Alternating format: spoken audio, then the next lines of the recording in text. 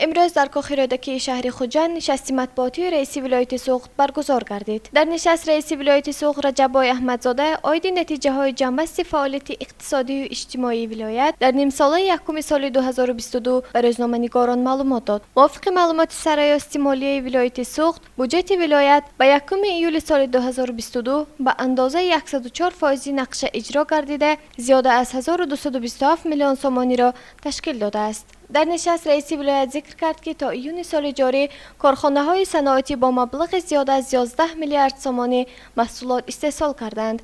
حجم استحصال محصولات صنعتی نسبت به همین دوره سال 2021 با نظرداشت ایندکس نرخ‌ها نزدیک به 124% را تشکیل کرده است.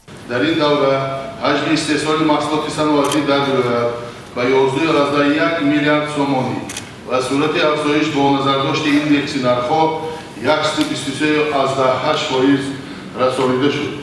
موصوف گفت که به استقبال 35 سالگی استقلالیت جمهوری تاجیکستان در ولایت 700 کارخانه‌های صنعتی با زیاده از 14,000 جایهای کاری به نقشه گرفته شده است. از جمله به استفاده دادن 145 کارخانه‌های نوی استحصالی با 3,000 جایهای نوی کاری پیش بینی گردیده. در نتیجه تدبیرهای اندیشیده شده دوام 6 ماه سال 2022 در مقیاس ولایت 75 کارخانه‌های نو با 2239 جایهای کاری نو به فعالیت شروع نمود.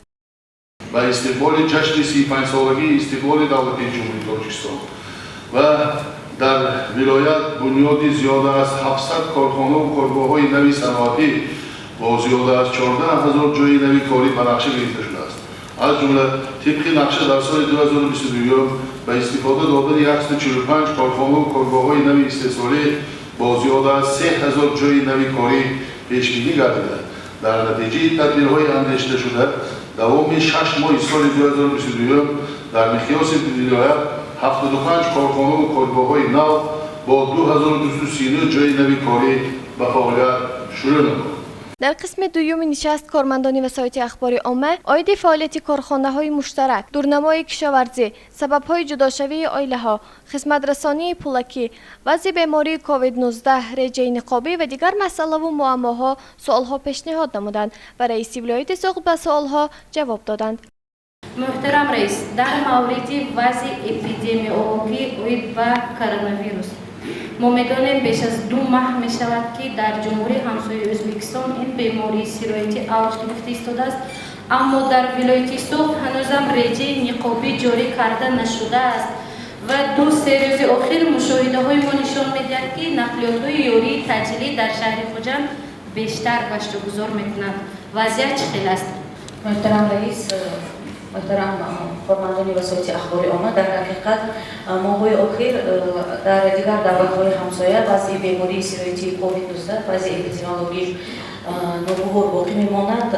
از این لحاظ از طرف مرکز نظارتی دولت سنتری اپیدمیولوژی ولایت و شهر و ناحیه‌ها در 10 نقطه‌های سانیتری کارانتینی که شبانه روزی فعالیت می‌کنند شخصانی مسئول وابسته کرده شده‌اند و طبق پروتکل ستاد جمهوری که از 10 مارس سال 2022 به امضا رسیده است، رژه نقابی پورا از بین رفته است. تنها کارمندان مرکز با سرتیفیکات یا که گواهینامه‌ای که از طرف مؤسسه‌های طبی هنگام امگذرانی داده شده است نظارت می‌کنند و اینچنین در وقت نبودن سرتیفیکات با تحلیل آزمایشگاهی PCR که با منفی بودن نتیجه تحلیل دوام 72 ساعت در دست دارند، در این حالت با وارد شدن به حدود ولایت و اینچنین برای صدور شدن بیرون از حدود ولایت پربری کرده ایستادند. در آخر رئیس ولایت سوخت محترم رجب‌آقای احمدزاده به تمام نمایندگان وسایط اخبار عامه اظهار منتداری بیان نموده قید کرد که برای پیشرفت و آبادی تاجیکستان یک جای سهم خود را خواهیم گذاشت. گزارش مدینه کریم و جمشیدزاده جهانگیر، تنین پیام روز.